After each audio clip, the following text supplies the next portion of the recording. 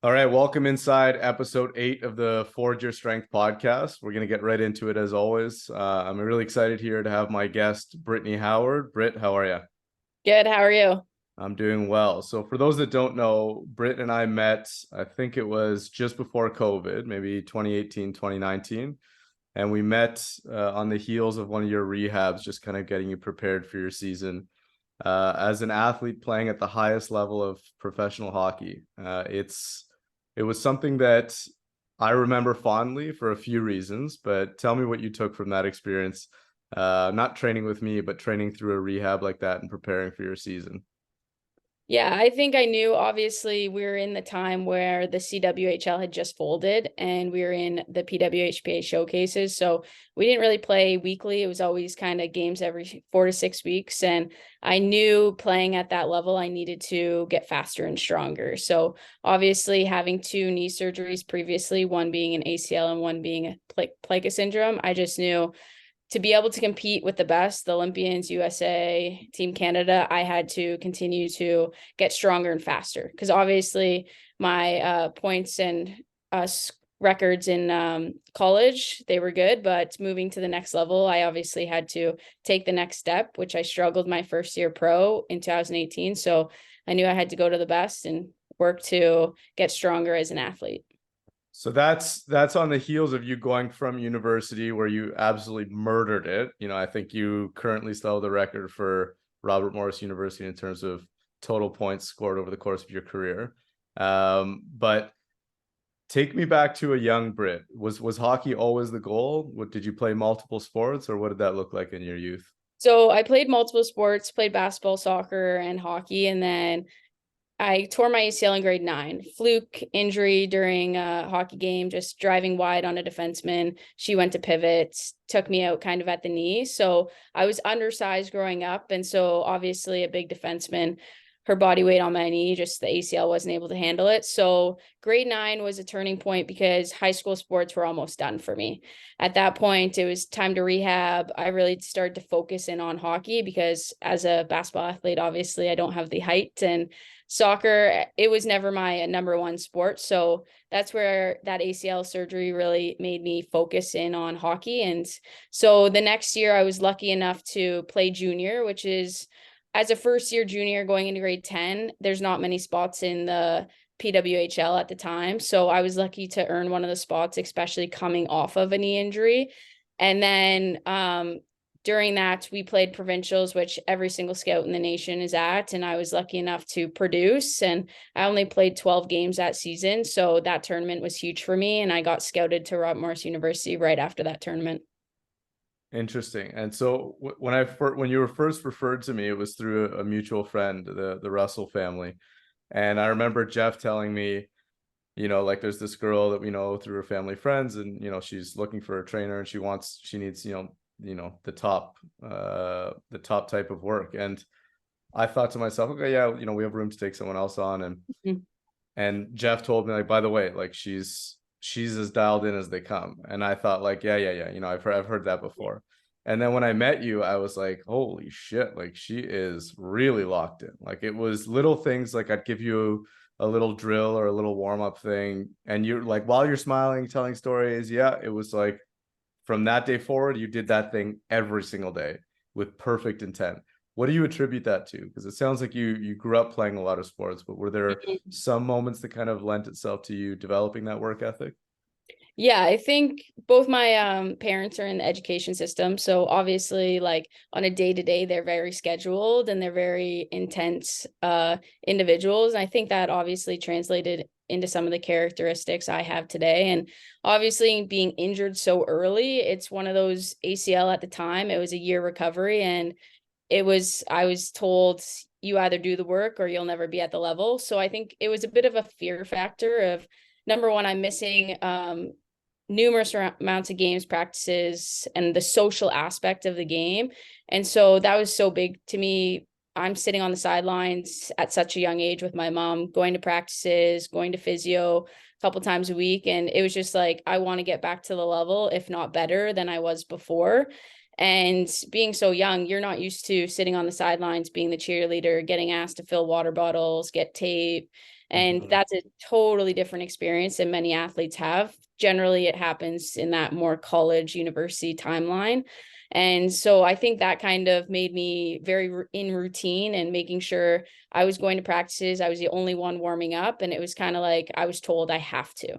And I just wanted to make sure I was following the guidelines of the physio at the time. And he was with the national team, Dave Humphreys. So he would just be like, this is what the national girls do on a day-to-day basis. And if you want to get to that level, that's what you have to do. So being in grade 9, you just take all that information. You just want to make sure you're doing the little things off the ice to be prepared on the ice. Yeah, I mean, you're incredible at like being respectful of not just authority, but those helping you, and taking what their advice is and kind of applying it right away. Some people kind of already have that kind of, I'm going to be the one that gets myself through this. Did you have any of that as well, in addition to, well, so and so told me I need to do X, Y, and Z? Yeah, I think even just like for ACL example, you have to get your legs straight. That's like the number one job to do in the first week or two. And I struggled to do that. So I would literally sit there with ankle weights on my knee multiple times a day. And we're not talking like 2 or 3, we're talking about like 6 to 8. Like it was one of those ones. And it was kind of like he looked me dead in the eyes and was like, you have no choice. And so then I was like, okay, like I'm going to sit there all day and pretty much do it until like make sure I can get straight and be mobile to recover. So obviously you take the pointers of everybody else, but I was always someone to do extra. We had a full gym in my basement all the way through my childhood. So I was always down there doing push-ups, and I was super active and high energy kid. So if I was getting in trouble, it was like, you're doing 50 push-ups. So that was always kind of just something that I was physically strong at a young age, and it was partly just due to high energy and doing all those push-ups when I was getting in trouble. So it kind of just built the routine that I have today. It's interesting because I don't think I ever told you this, but we talked as a training group. We were like, after a few sessions with you, we're like, okay, if this girl gives up hockey, like she's got to go into powerlifting or bodybuilding or something. Like she's an absolute monster in the gym. Like you always seem to do it with a smile on your face, which I found remarkable. But so you're at RMU at this stage. Take me through that, because it sounds like the ACL injury is obviously a challenge, but once you're back and playing, things are moving and grooving, and you're finding success. And I think when people see others that succeed at the highest level, it seems like they're always just finding a way to succeed. But really, as we all know, it's full of these kind of highs and lows. For So sure. what was your RMU career like?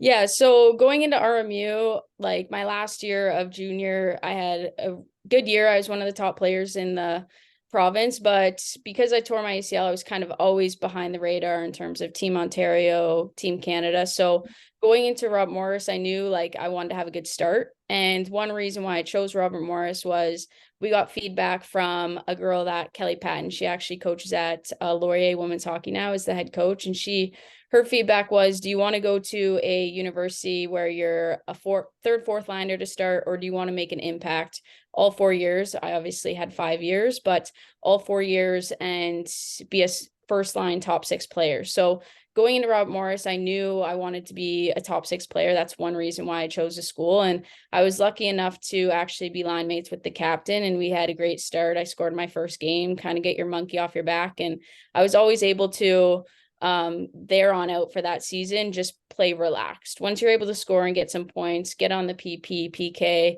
you're getting the ice time you want, especially as a freshman, then you're rolling. Come Christmas time, I started to have some struggles because I was dealing with some knee pain. So the end of that season wasn't how I wanted it to end. Obviously, I had to have, coming back into my sophomore year, I had to have knee surgery anyways, just to clean up my knee, my meniscus. So the end of freshman year, obviously, we had an outstanding year. We were able to be a top 6 team, and we ended up getting bumped out in the finals, not winning our CHA championship. But as a freshman, you're just, every opportunity you get to play against the best teams in the nation, you're just so excited. And it's obviously first time moving away from home, such a young individual, and being 17 at the time, it was such a good experience. And then it was like, how do I keep improving? So each year it was just like, make sure nose to the ground, keep diving into everything I can during the off season to improve. And obviously I was able to have some successful years at Robert Morris. So No worked out. kidding. to say the least. I think that's cool because you touched on a couple of things there. One, it's I think some people struggle with this idea of balancing, being in the moment, focusing on what you have to do right now without losing the ability to look at like, okay, where am I heading? Why is Right. it that I need to do X, Y, and Z right now? What's the goal long term? And without letting that focus on the long term distract from kind of what you have to do in the moment. So how is that something that you balanced? Did it just come naturally to you, or was it some kind of thought pattern that you had? Oh, it was definitely learned. I think my coach, I have a great relationship with my coach, Paul Colantino, and it was one of those ones like he had to put me back in line multiple times throughout a season, and it's something I needed. It was one of those ones we had a relationship that he was able to speak freely and tell me his thoughts on my performance and my play and my behavior as an athlete. And it was definitely something I needed being away from home and for the first time. And it happened all 5 years I was at Rob Morris. And I had a couple injuries throughout, looking at Mm-hmm. concussions, obviously had to have another knee surgery. So it kind of always put me back to that. Oh, I missed because I had to redshirt my sophomore year. So it was like, oh, I'm back at square one as a grade 9, tearing my ACL. I have to miss another year. And you're definitely kind of humbled every single time. And it's like, okay, let's make sure I can work up to where I left off and if not better. So it was always one of those ones you can't ride the highs too high. And I think Mm-hmm. as a university student, I would be one of those players that I was very inconsistent. So I'd be super high in the next game, super low. So it was definitely something I've learned. And over my professional career, it's really something I've worked on every single day, being a consistent player in the gym, off ice, and all that stuff. But university was the learning curve for that for sure. I didn't have my parents looking at me, making sure I was in the classroom. Like, for example, in the classroom, obviously at Division 1, it's so important because your scholarship money, have an athletic scholarship, but if you can get more athletic money, helps your program have more hockey money in that pool. And so 3.0 is the GPA that was like standard amongst women's hockey, which is 80% or above. And my first semester, I had like a 2.75. So that's looking at that very average Joe, 75%. And I Mm-hmm. was the only one in study hall second semester. So everyone's enjoying spring without hockey, and I'm headed to the library with a coach proctoring it, study hall for 3 hours a week. So that was another humbling experience, like making sure I'm not just an athlete, but I'm a student athlete. So I had definitely multiple learning curves throughout university, but made me the person I am today. Good for you, because I think there's that responding to adversity element that's often talked about in these kind of mental health and performance psychology concepts. Maybe less so mental health. We'll leave that aside, but I wonder if there's something that you said to yourself in those moments where you are challenged, when you are having that time when you're noticing that your performance is dipping, or you're not riding the high that you were the previous game or the previous week or the previous month. Was it as simple as like, okay, just stick to it, or did you focus on something to kind of get you out of that hole? Yeah, it's just kind of, I would always do extra things, whether it's like staying on the ice 30 minutes just to shoot some pucks individually.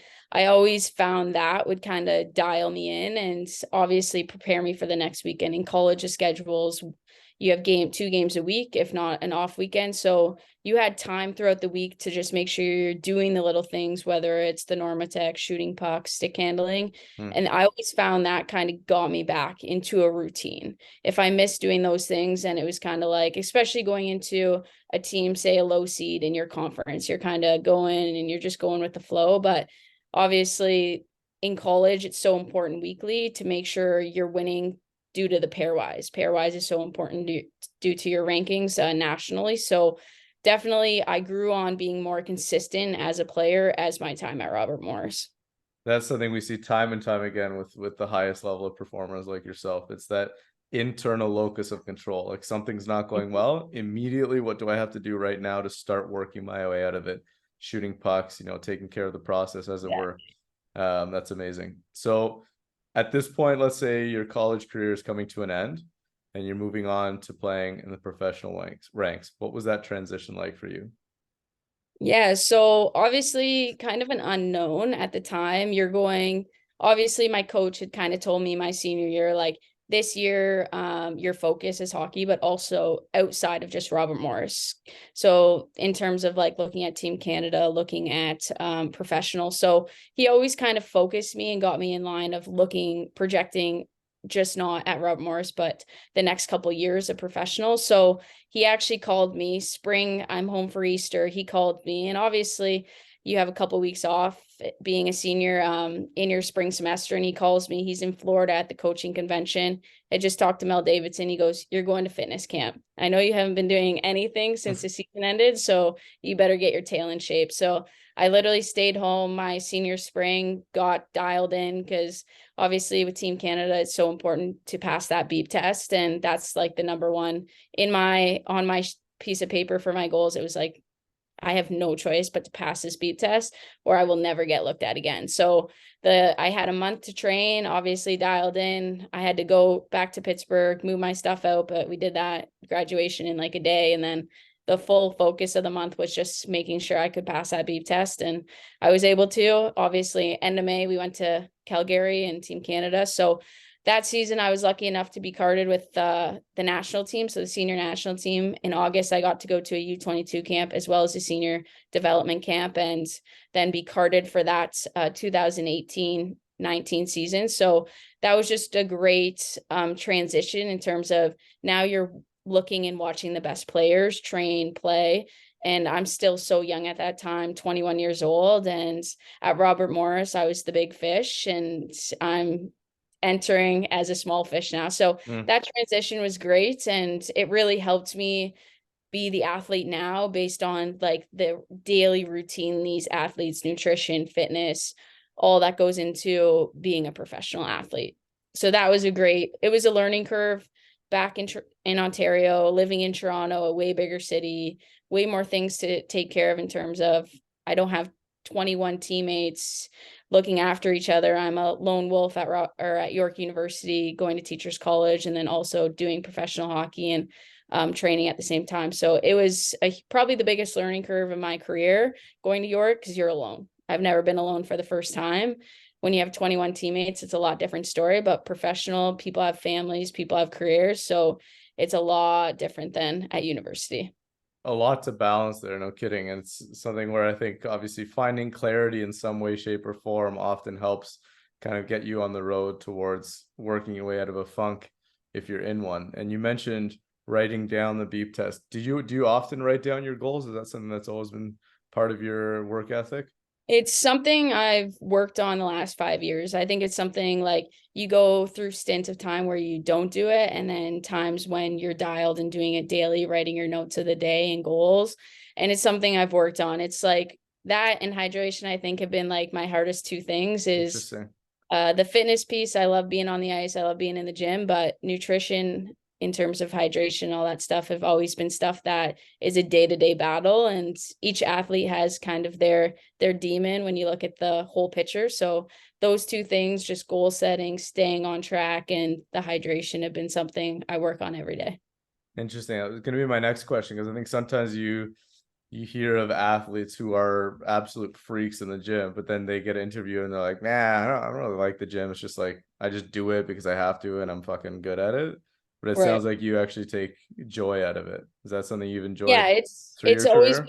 always been something I've enjoyed. Obviously, you have your exercises that you look at and you're like, I do not want to enter that. Like when I had to get on the assault bike, doing some of those different cardio things, crushers at the end. But Yeah. that's what you have to do as an athlete, because obviously it translates so well. But the day-to-day gym grind, I love it. It provides a routine. I find it helps my endorphins incredibly, and I'm high energy. My family and friends know when I haven't worked out that day, because I'm probably pretty annoying. So so that's been huge for me. But yeah, just the nutrition, hydration piece is always something that I've continued to work on, because it's such a battle. I remember we spoke about that too a little bit. Now it's just coming back to me now, where we talked a little bit about nutrition, and you're the Mm-hmm. first and only person I've ever had who came in with that little 4-day log, and it was like to the gram. Like everything was Yeah. weighed, measured, and I was like, okay, that's just another piece to solidify that this girl's an absolute machine.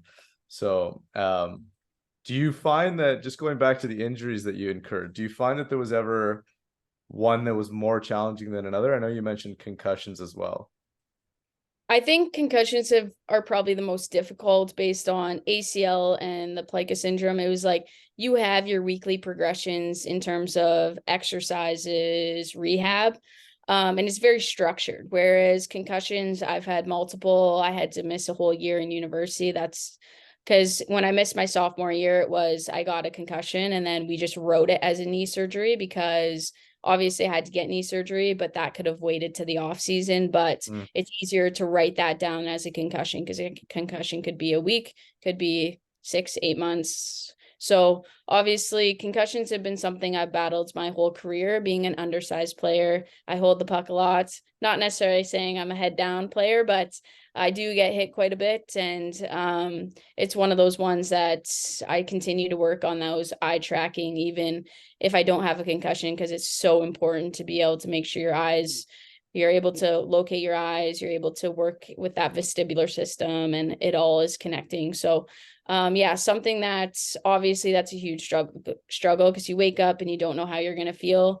You could see some lights, hear some noises, and it still brings on a headache. So it's something that's day to day. Obviously, I'm 100% right now, but I had a concussion during the season and this past season, and I had to miss 2 weeks. So it's something that's super important. And I think athletes really need to make sure they're cautious and taking the time to recover because one hit can postpone you even longer. I think that's super important for a couple of reasons. One, it drives me nuts when I hear people say things like, "Oh, well, women's hockey doesn't have hitting, so it's different. It's not the same as Mhm. men's hockey." But like, holy shit, is it ever physical, right? Like, you don't incur 100%. these types of injuries and this damage without it being physical. Right. And it's often from, some mouth breather who either didn't play at that high level or just hasn't been Mhm. around people who have worked so extremely hard to earn that. Right. So I appreciate you sharing that.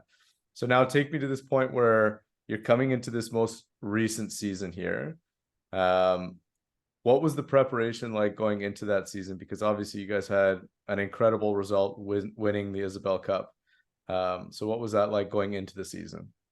Yeah, so I played 3 years in the PWHPA and which a lot of my friends currently obviously still do. And then I was transitioning to move to the PHF. So that was obviously it was a huge decision in my career. It was an unknown. I had never played in this league before. Obviously, I got drafted when I was in university to the Buffalo Buttes, but that was obviously 5 years ago. So there was lots of unknown. There's lots of criticism and critique amongst both leagues. So going in, I just wanted to be nose to the ground and I wanted to make sure I was going to be the best player on the ice. So last summer, it was obviously still working a ton and trying to manage the schedule of both a full-time employee, but also a professional athlete. So obviously you have those being a professional athlete, you have that day-to-day grind of still earning an income, but playing professional hockey.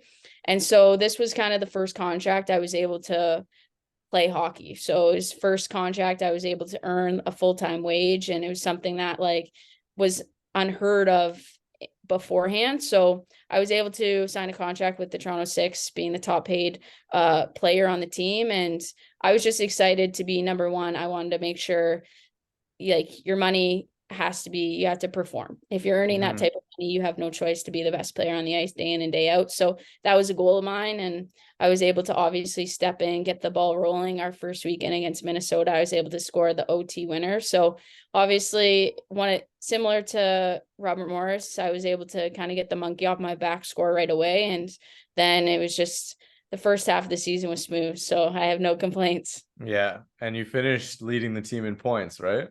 Yep. Yep. Amazing. So now take me to the playoffs. You guys are going into the playoffs. What's the structure like? Yeah, so playoffs was strange in terms of you have a series versus Connecticut. We had a 2 out of 3 series versus Connecticut, and then we have a single game as the championship final. And going into that Connecticut series, I was just kind of coming back from a concussion that I had missed almost a month. I had played the weekend before, but it was very much like we need to get a couple games under your belt before going into playoffs. So it's really important to make sure this couple weeks are super important. And so first game we lost. I had a meeting with my coach. It was one of those, you get that text before bed, it's like, you better show up. Like you got, like, it was like, you're down in the lobby, both teams are in the same hotel, and it was like, you need to show up and you need to be the best player on the ice. So next game, obviously do or die against Connecticut, who has some great talent up front, and we were able to win. I was able to get 2 goals. We won in OT, and the ball kind of just started rolling from there. Third game, we just were able to dominate, and then we flew to Arizona that week to play Minnesota for the finals. So it was a great experience, but it was one of those, like, you take on the role and the pressures of being the top paid player and be the best player. And obviously when it works out in your favor, you're smiling for sure. A lot of overtime games, it sounds like, because even the final went to For OT, sure. no? Yeah, so super low scoring games, and it's one of those ones, if pucks on net. During our Connecticut series, there was an OT game, but then the rest, like, there were tons of goals scored, but that finals, it was cutthroat and it was close. So And that's a 2 or 3? no, so the finals in Arizona were a single game. So we were Oh, there for wow. about 5 days, practices, obviously travel days, and then it's a single game. So Holy shit. any bounce one way and you're losing that game, winning that game. So it was intense. How does that game start? Is it pretty tight checking to start, or Oh are yeah, people getting after it? I got a head check and I got stitches mid game under my chin. So I literally got slew footed, and I got head hit in the head the shift before and ended up getting up, and like I punched the girl, and it looked way worse on camera than it was. And then the next shift, I go get slew footed. I'm going around this girl slew footed, and then my cage, I wear it loose. My GM would scream at me to date about it, but chin hit the ice. I'm literally leaking on the bench, and I'm like, I like every time I go off, he's just putting gauze, and then during periods, I had to get a few stitches to clean it up. Wow. Yeah, it was one of those games. It's like you have the battle wounds and you have a championship, so you can't complain. Yeah. And so when you get a text like that where it's like, hey, you need to show up and be the best player on the ice, what do you personally feel? Is it like, are you energized? Do you take it as a challenge? Are you somewhat like, I got to figure out how to process this, or is it pretty quick? You know what to do? Yeah, I like that pressure. I like that they obviously, management and coaching staff, have that confidence in you, and you've worked endless hours to get to that point. And I think that's where yeah, you might lose a little bit of sleep because you're all jacked up on Mountain Dew.